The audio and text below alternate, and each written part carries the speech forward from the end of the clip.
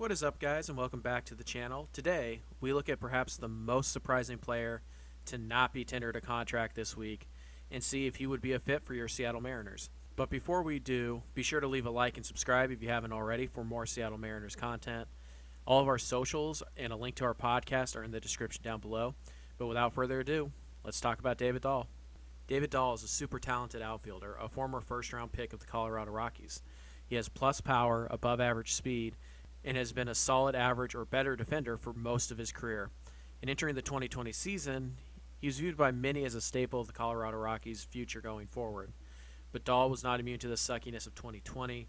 He struggled through a shoulder injury that abbreviated his season, and it was apparent that his play was greatly impacted.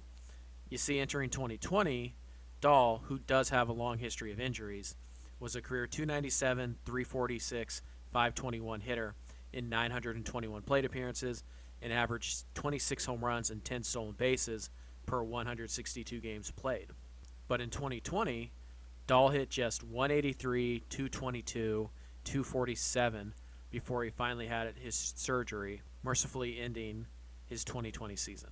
But reports indicate that Dahl should be healthy and ready to go by spring training, and he doesn't turn 27 years old until opening day of 2021. He's a left-handed bat, something the Mariners are rumored to be shopping for, and he can play all three outfield spots well enough.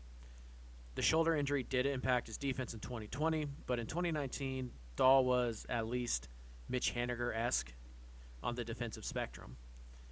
Dahl is an aggressive hitter who chases too many pitches out of the zone and doesn't draw nearly the amount of walks that he should. He'll need to refine some things at the plate, but despite these obvious warts, he's still produced every time he's been healthy.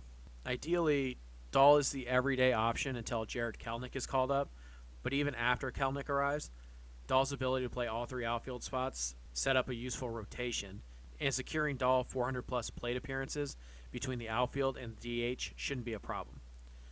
Coming from Colorado is always going to have fans screaming Coors effect, but the simple truth is, hitting at Coors Field isn't nearly as easy as it used to be. However, there is a noticeable difference in Dahl's numbers away from Coors Field, so the team is going to have to decide what they believe those numbers mean.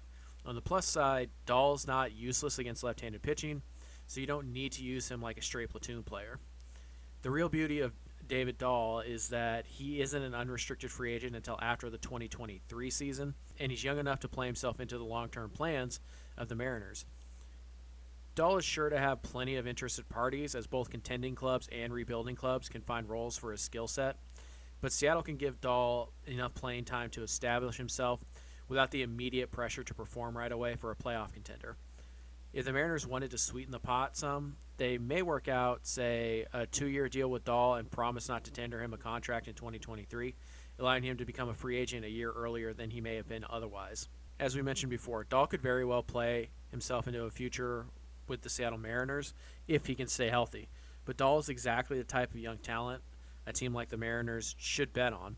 He's unlikely to make much more than $12 million over his final 3 years of club control, and his upside of an everyday outfielder with plus power is pretty hard to ignore. Thank you guys so much for watching. I hope you enjoyed it. Remember to subscribe and like the video to help us grow our channel.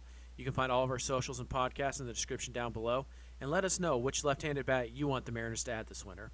That's all I got for you this week, guys. I will see you in another life. Peace out.